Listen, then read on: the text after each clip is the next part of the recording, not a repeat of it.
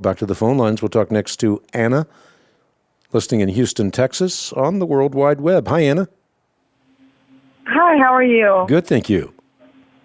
Okay, when it comes to demons, spirits, whatever you want to call them, that are no good, that are, from the enemy, I was raised also Pentecostal, and also I don't agree with stuff they do now.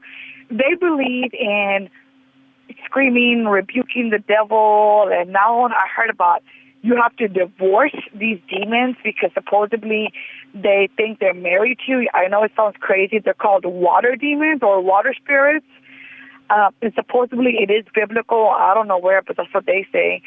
Well, not the Pentecostals. My friend did. Am I supposed to divorce these demons? And am I supposed to like rebuke them and scream and all that? Or can I just give it to God?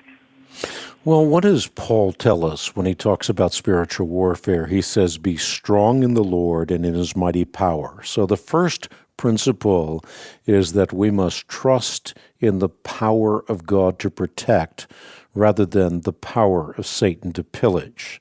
Secondly, Paul says, put on the full armor of God so that you can take your stand against the devil's schemes. For our struggle is not against flesh and blood, but against the rulers, the authorities, the powers of this dark world, against the spiritual forces of evil in the heavenly realms. Therefore, put on the full armor of God so that when the day of evil comes, you may be able to stand your ground, and after you have done everything to stand. So how do you stand? Paul explains. You stand by putting on the full armor of God.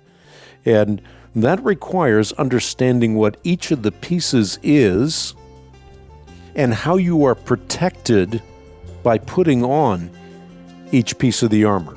If you put on the full armor of God, you are invincible in spiritual warfare. If you do not, well, you are a guaranteed casualty. I've written about this. It is a book titled The Covering, God's Plan to Protect You from Evil. Would highly recommend it to you because that is a biblical paradigm for standing against the world, the flesh, and the devil.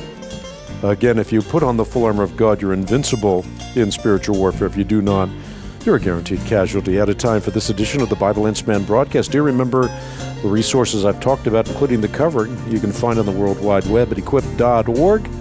Look forward to seeing you right back here tomorrow with more of the show.